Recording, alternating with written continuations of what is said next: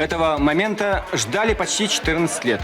И вот он наступил. Президент канадского отделения фирмы Джош Кохан перерезает красную ленту. Уже через несколько минут просторные залы Макдональдса полностью заполнили посетители.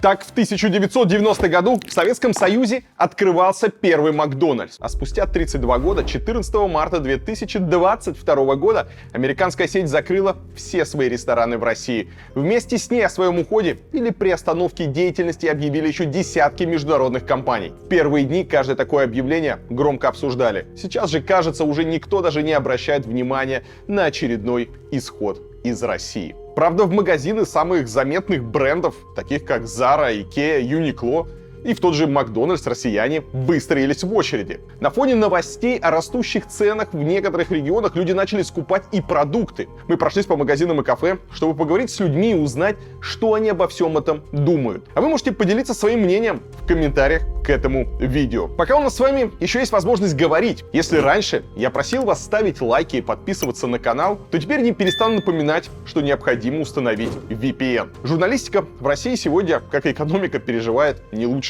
времена. Я помню, еще недавно мы обсуждали с коллегами, кого следующим признают инагентом. Потом обсуждали, кого закроют. Сегодня обсуждаем, кого посадят. Да, очень быстро меняется время, очень быстро меняются правила, новости, все, что происходит. С каждым днем в России остается все меньше СМИ, все меньше площадок, где еще можно говорить, где еще можно что-то обсуждать. Редакции и журналисты переживают сегодня не лучшие времена. Как вы знаете, YouTube убрал всю монетизацию в России. Мы сейчас не можем зарабатывать на YouTube.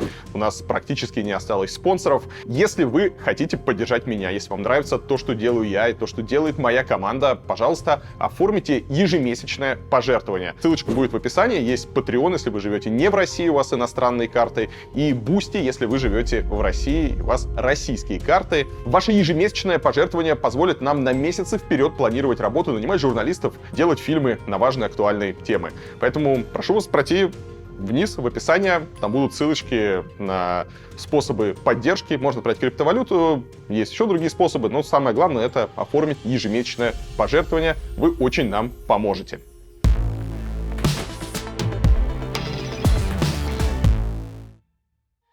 Первым самым заметным брендом, закрывшим свои магазины в России, была IKEA. Именно ее в первую очередь атаковали толпы россиян в последний день работы. На следующий день на Авито появились сотни объявлений со шведскими товарами. Особенно популярная игрушечная акула. Цена на нее достигала десятков тысяч рублей. Кто-то в шутку даже просил за игрушку миллиарды рублей или готов обменять на завод. Как только о закрытии своих ресторанов объявил Макдональдс, в интернете тут же стали предлагать бургеры за 100 тысяч рублей. В последние дни работы ресторанов пианист Лука Сафронов даже приковал себе к двери того самого первого Макдональдса на Пушкинской площади.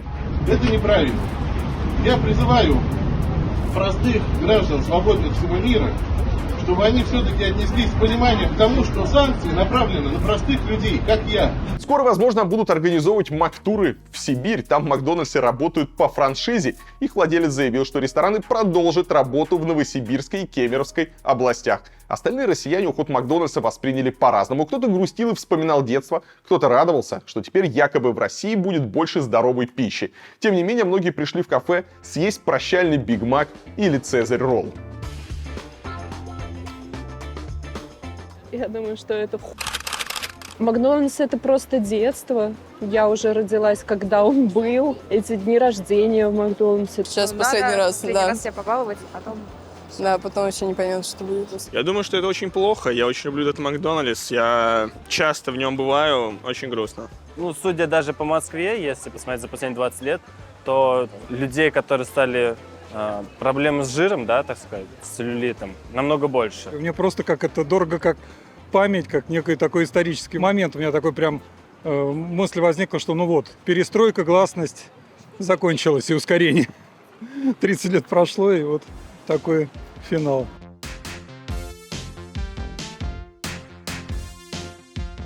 Раньше, когда я был маленький, я думал, что вот они все такие, вот только и думаю, что ядерные ракеты запускают. На самом деле нет, вот они не такие уж и воинственные. И даже наоборот вот сделали хорошо, что открыли вот у нас в Советском Союзе вот ресторан. В В 1990 году открытие Макдональдса было одним из символов перестройки и окончания Холодной войны. После распада СССР наша страна потратила многие годы, чтобы завоевать доверие иностранных компаний и инвесторов. Сегодня многие из них заявили, что приостанавливают деятельность на время. Можно было бы надеяться, что они вернутся, как только разрешится ситуация в Украине. Но российские политики на массовый исход зарубежного бизнеса отреагировали очень эмоционально, пригрозив этот самый бизнес просто отжать. Им хочется, чтобы в параде этих дебильных ограничений участвовали и частные компании. Прогибаясь под санкциями, они фактически бросают свои коллективы на произвол судьбы. Правительство России уже занимается проработкой мер, в число которых входит банкротство и национализация имущества таких иностранных организаций. Ведь котлеты и булки, причем отличного качества, мы производить и сами умеем. Макдональдс. 100% российское сырье. Заявили о том, что они закрываются. Ну и хорошо, закрывайтесь. Но только завтра там уже должен быть не Макдональдс, а у дяди Вани. Рабочие места должны быть сохранены, а цены снижены. Вот такой подход. Национализация грозит тем, что даже если будут сняты санкции и формально компании могут вернуться, большинство из них просто не захотят это делать, потому что на правах собственности в России будет поставлен крест, жирный крест. Это всегда была проблемная область. Права собственности и защита прав собственности всегда было слабым местом, и поэтому количество инвестиций в Россию всегда было относительно гораздо меньше потенциала, который есть у российской экономики. Но если пойти на национализацию, то это будет мощнейший удар.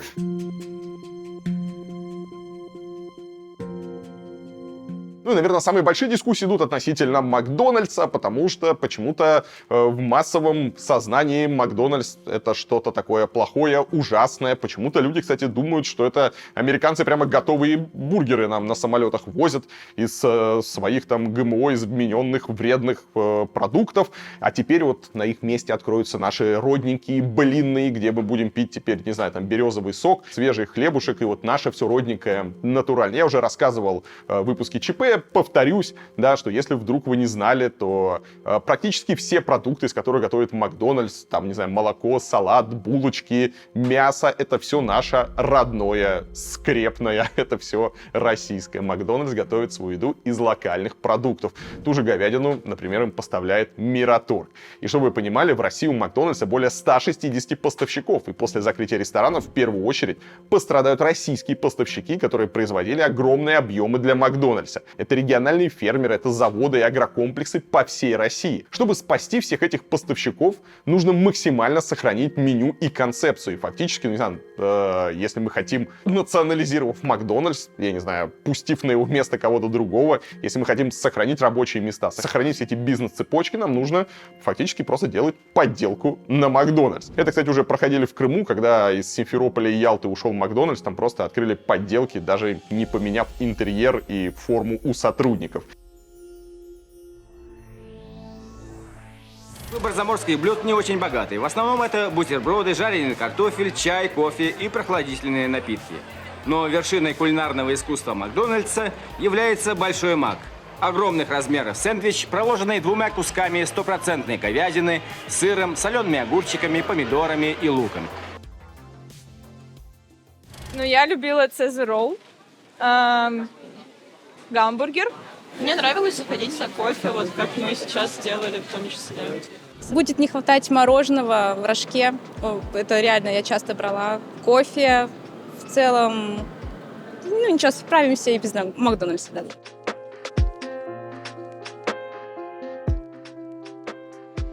Я очень сомневаюсь, что на месте Макдака появится какая-то другая концепция. Скорее всего, будет подделка менее вкусная, менее качественная, и, скорее всего, она будет дороже. Потому что Макдональдс — это не просто логотип. Макдональдс — это менеджмент, это высокие стандарты, это огромные обороты, которые позволяют компании быть эффективной. И после национализации потребитель, скорее всего, получит не весело и вкусно, а дорого и плохо. Так что особой радости от ухода Макдональдса я бы не испытывал. Друзья, как часто вы слышите, что какая-то подписка продается по цене 1 или 2 чашек кофе? Подписки сейчас есть на все: книги, сериалы, музыку, YouTube, СМИ, благотворительность и многое другое. Часто они действительно нужны, Но даже 5-6 таких подписок уже могут стоить 1500-2000 рублей в месяц, а то и больше. Еще где-то 1000 уходит на мобильную связь и домашний интернет, несколько тысяч рублей за свет, газ, воду и другую коммуналку. Если по дороге на работу вы пару раз в неделю берете кофе, это еще минимум 1000-2 в месяц. Прибавьте ко всему этому срочные поездки на такси, подарки на дни рождения друзей и близких, лекарства и что угодно еще. Скорее всего, когда приходит зарплата, многие даже не задумываются об этих внезапных тратах и мелких регулярных платежах. В итоге в течение месяца деньги постепенно испаряются, и даже непонятно, на чем можно было сэкономить, чтобы отложить на отпуск или большую покупку. Чтобы не попадать в такую ситуацию, нужно контролировать бюджет. Тогда вы точно будете знать свои регулярные траты, а к некоторым крупным расходам сможете подготовиться заранее. Вести учет своих финансов можно в приложении CoinKeeper 3. Здесь не нужно ничего вносить в таблички или считать в уме. В CoinKeeper есть автоматический импорт расходов из 5 банков – Сбер, ВТБ, Тинькофф, Альфа и Газпромбанк. Траты наличных или по картам других банков тоже легко переносятся в приложение. Просто тянете монетку из нужного кошелька в категорию расходов и вбиваете сумму. Категории трат сервис определяет автоматически, но можно добавить и свои категории по нужным магазинам. CoinKeeper 3 показывает статистику по расходам за любой период. А еще здесь можно ставить лимиты на траты в нужных категориях, чтобы вовремя забить тревогу. Все эти и другие функции доступны на тарифе Platinum. До 10 апреля для моих подписчиков Platinum с доступом навсегда будет стоить 1199 рублей. Воспользоваться этим приложением можно по ссылочке в описании. Вряд ли компания Макдональдс выдержит конкуренцию со столь опасным и коварным противником, как наш общепит. Хочется попробовать там каких-нибудь родных пирожков таких или пельменей. Так что тут национализировать, я особо не понимаю. Я как-то думаю, что в 2022 году у человека должен быть выбор, какую кухню ты сегодня хочешь. Русский фастфуд или в ресторан на Патриков. У человека должен быть выбор, он выбирает, исходя из своих возможностей. Вот что я считаю, как нужно жить в 2022 году. Тут действительно два аспекта, из-за которых поднимутся цены. Первое – это курс рубля. И это очень сильно ударит по тем товарам, которые импортируются, и у которых нет легкой замены на внутреннем рынке. Практически все, на самом деле, товары, их тяжело заменить, но иногда там в сельском хозяйстве и так далее их можно заменить на отечественные товары, может быть, иногда худшего качества и так далее. Но вот импортные товары, они все взлетели в цене, мы это видим по электронике, в частности, и так далее. То есть вот все, что импортное, оно сразу практически чувствует на себе это снижение курса рубля, и это уже наступило. Кроме того, из-за ухода компаний и остановки производства, на самом деле многие из них остановились из-за того, что нарушена логистика, что нету на самом деле нормальных авиаперевозок, нету нормальных контейнерных перевозок и так далее. Эти товары, они на самом деле с некой задержкой, но тоже возникнет их дефицит, соответственно, поднимутся цены на них, на некоторых на самом деле уже поднялись.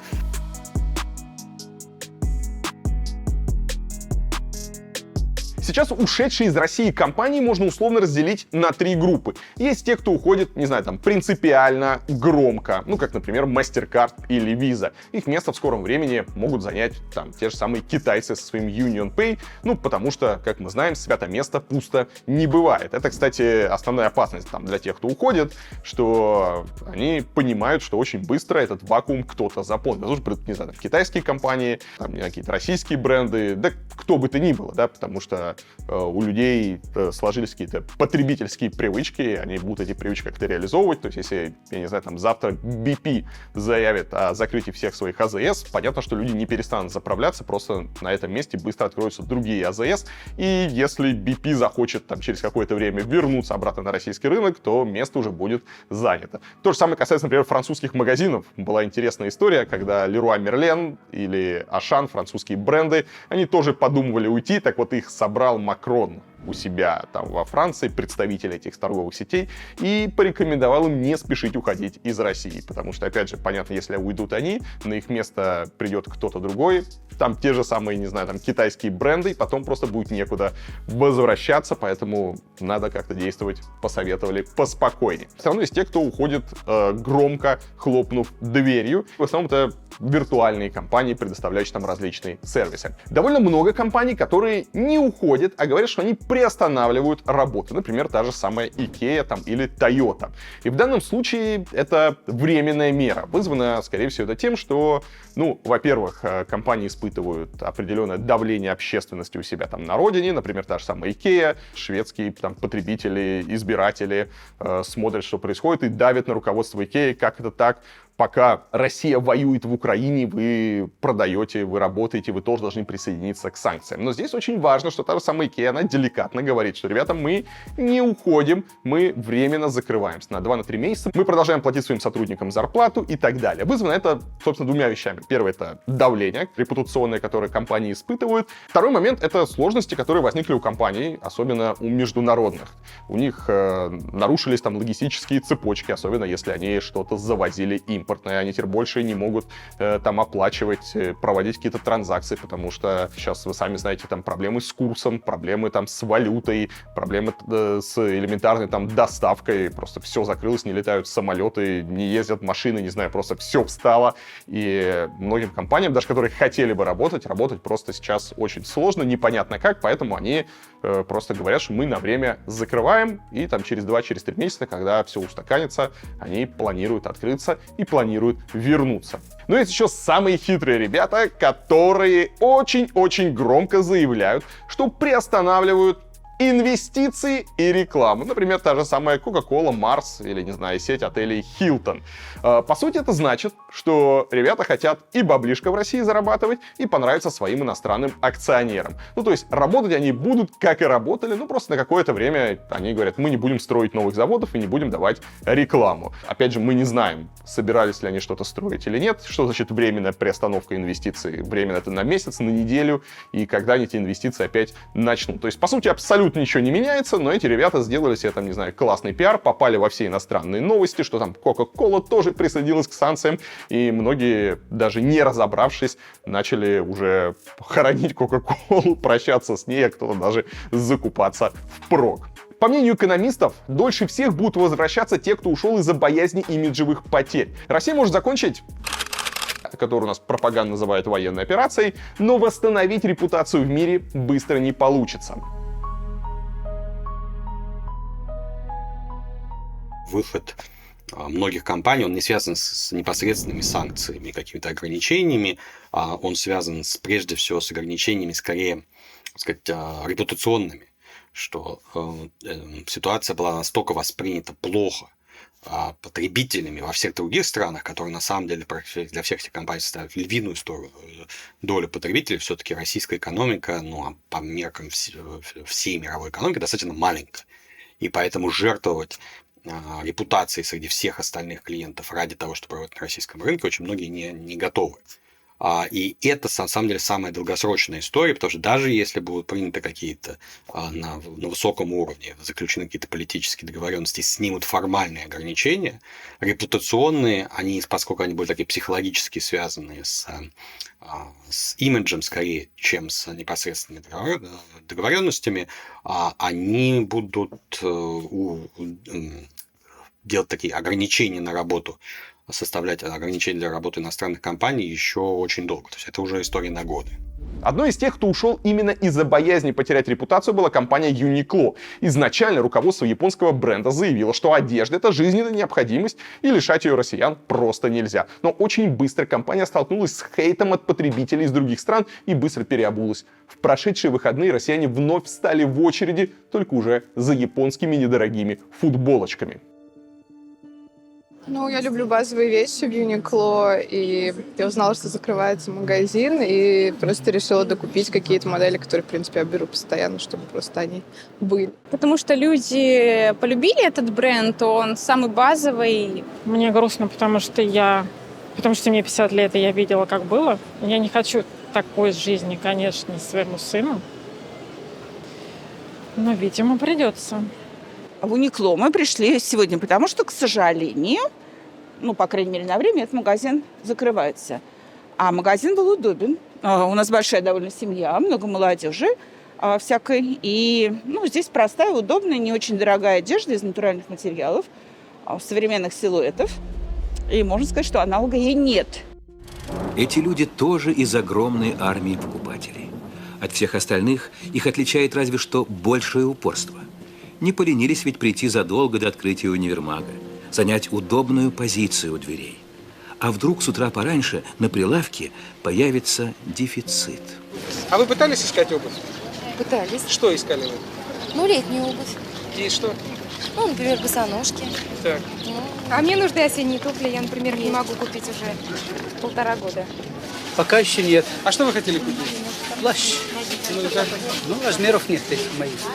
Очевидно, я нестандартный или нестандартный. Шьют, не знаю. Давно вы ищете плащ? Тоже целый год. Для девочки. Едет в пионерлагерь, нужны шортики. Нет шортов. Нет. Нигде. Ну, вчера, например, в этом был в Орленке, нет. Носочки для девочки. Нет. Летние. Нет.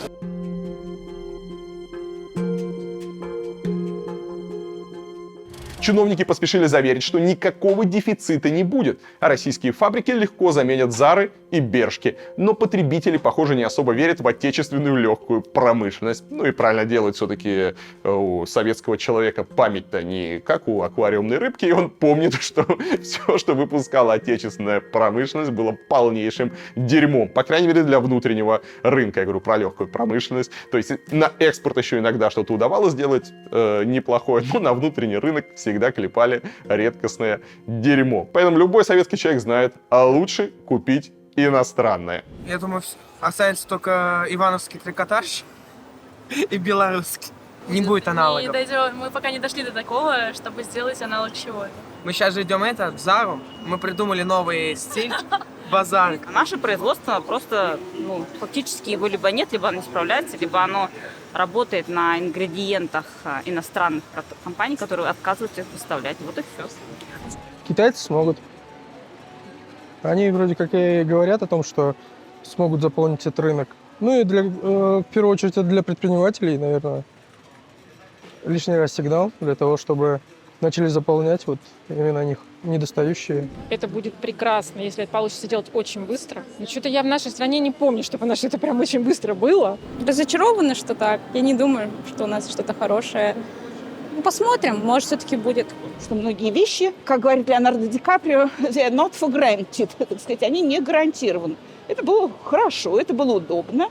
Например, молодежь, сейчас ее называют поколение длинного лета, она вообще выросла в удобстве. Им сложнее принять недостаток чего-то, в чем они выросли. Ах, закрылся Макдональдс, катастрофа.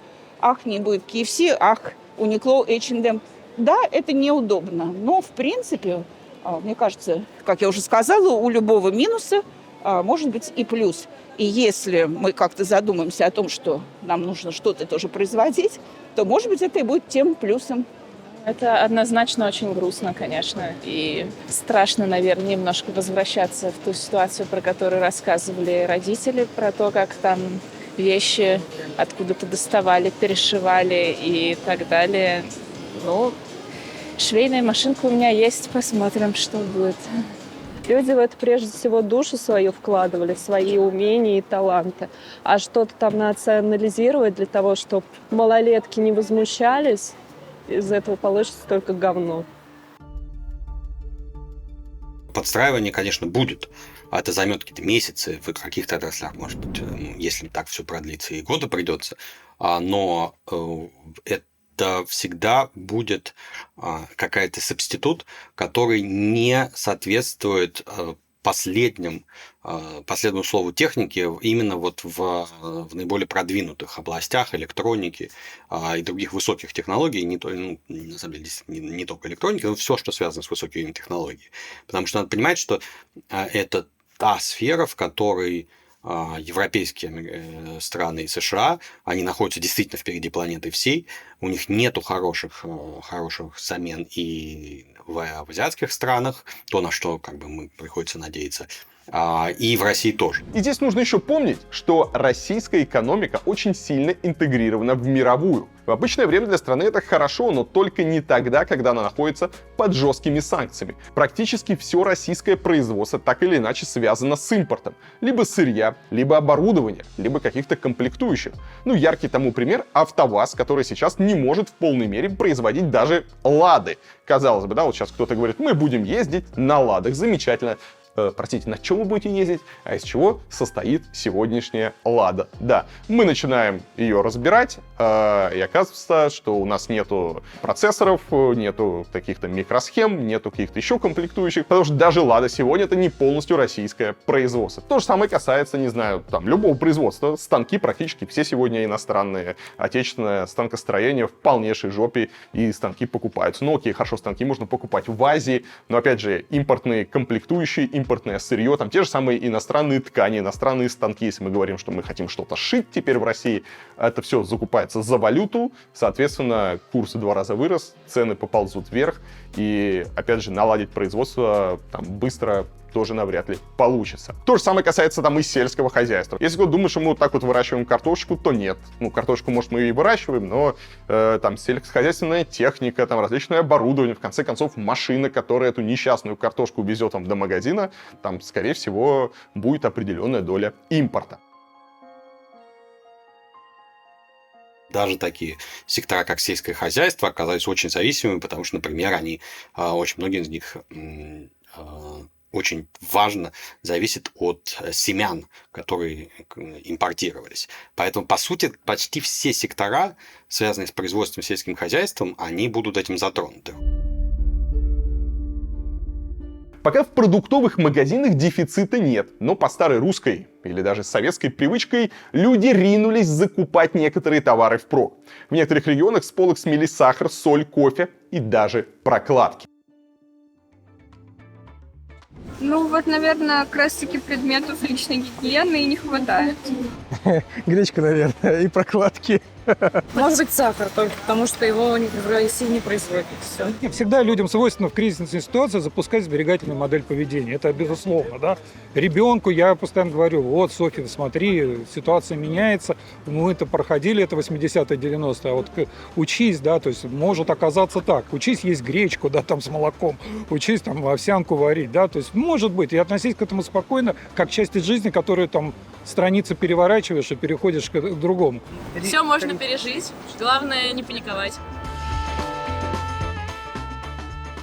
Если мы говорим о каких-то конкретных, абсолютно специфических товарах, которые импортировались, да, на них будет дефицит, потому что их просто физически почти невозможно завезти в Россию.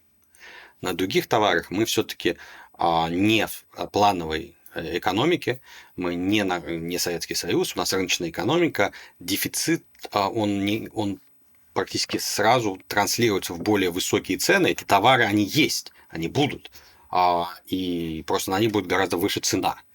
Дефицит можно ожидать, помимо таких специфических импортных товаров, которых нечем заменить, мы можем его наблюдать только если будет какое-то вмешательство в ценообразование, если, например, будет указание на то, что цены на определенные товары нельзя повышать выше какого-то уровня, а в итоге окажется, что этот уровень не соответствует реалиям и не сходится спросу и предложения, вот в таких товарах мы тогда будем наблюдать дефицит. Но в целом, поскольку все-таки российская экономика, она своеобразная, кривая, косая, но рыночная, в рыночных экономиках дефицит на самом деле бывает очень редко.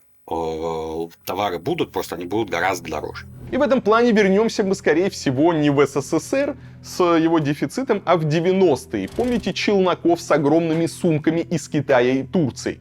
Все эти, не знаю, там, паленые абибасы, которые мерили стоя на картоночке на рынке, или менялы на вокзалах, предлагающие золото и доллары.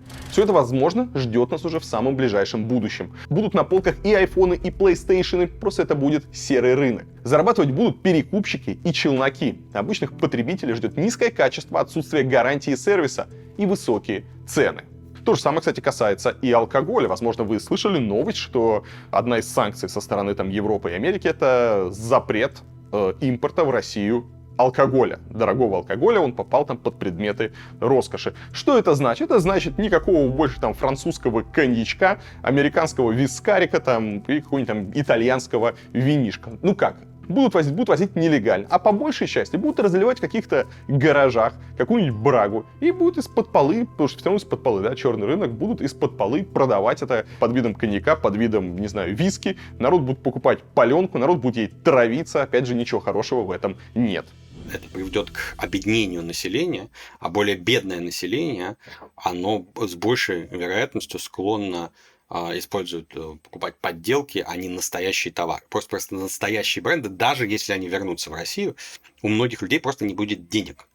И они согласятся покупать более дешевые и менее качественные, безусловно, подделки, просто потому что не смогут себе позволить оригиналы, даже в том случае, если оригинальные компании вернутся на российский рынок. Я даже не сомневаюсь, что найдутся окольные пути, по которым все это будет поставляться в нашу страну. И все это будет, ну, как это, святое место пусто не бывает. Знаете, когда был 2014 год, и там в России тоже все закрывали границы, объявляли первые вот эти для нас санкции. Ну, через полгода все пошло через Беларусь. Беларусь завезла больше яблок, чем может произвести, больше у нее есть полей. Сейчас уже понятно, что цены на бытовую химию, на косметику и так далее, они вырастут на 30-40%, а на что-то вырастет там на 50% и больше. Уже инфляция разгоняется и пишут, что пока на 10%, но мне кажется, опять же, на многие товары цены выросли там, опять же, на 20-30%. Бытовая техника очень сильно подорожала и все остальное. И, к сожалению, можно сказать, что это только начало, потому что не ясно, что дальше будет с рублем. Все перестраховываются, невозможно сейчас нормально как-то торговать. И вот этот вот дефицит еще накладывается на изменение курсов и на все остальное. Поэтому, да, в ближайшее время мы, к сожалению, будем наблюдать те самые пресловутые пустые полки. И, возможно, в наш лексикон теперь вернутся какие-то слова вот из этого советского прошлого. Достать. Молодежь, она не помнит, да, что такое достать. Достать — это достать какой-то недоступный товар. Например, я не знаю, нужен вам какой-то гаджет, или, может быть, вам нужно просто купить запчасть для вашего автомобиля, который теперь в России нет, ее надо доставать. А достать — это даже если у вас есть деньги, это не так просто купить. Нужно найти, где купить, нужно там отстоять очередь, а возможно, нужно знать человека, кто вам даст это из-под полы. Да, друзья, может, кто-то забыл, но в советское время хорошим другом был продавец в магазине, потому что под прилавочком всегда были нужные и актуальные товары, которые вот так вот напрямую купить было нельзя. А также, может, мы с вами еще вспомним про так называемые колбасные электрички. Опять же, молодые люди это не помнят, а когда вот в конце 80-х годов был дефицит, и люди ездили за колбасой в Москву, потому что в регионах не было вообще ничего, и нужно было ехать в Москву. В Москве хоть что-то можно было купить. Надеюсь, конечно, мы до такого не доживем, хотя, опять же, мы видим, как все валится, мы видим, как все разрушается, и непонятно, что будет завтра. И вам может показаться, что я нагнетаю панику и сгущаю краски, но, судя по опросу, люди пока не до конца еще осознали, в какой реальности нам с вами предстоит жить. Конечно, с голоду мы не умрем. У нас будет какая-никакая одежда, обувь и даже техника. Со временем рынок перестроится, освободившиеся ниши займут азиатские, российские товары и даже появятся новые рабочие места. Но в развитии экономики и технологий наша страна откатится на несколько лет назад. Патриоты, наверное, возразят, что Россия станет более независимой. Возможно, но еще и более бедной, закрытой и грустной. Но я все равно, друзья, призываю вас не унывать и помнить, что будущее зависит от вас. В это непростое время важно поддерживать друг друга. Если вам нравится то, что делаю я и моя команда, ставьте лайки, подписывайтесь на канал, на другие социальные сети. Ну и еще раз напоминаю, что вы можете оформить пожертвование, лучше оформить ежемесячное пожертвование через Patreon или Boosty. Это поможет нашей команде дальше работать и радовать вас важными и актуальными роликами.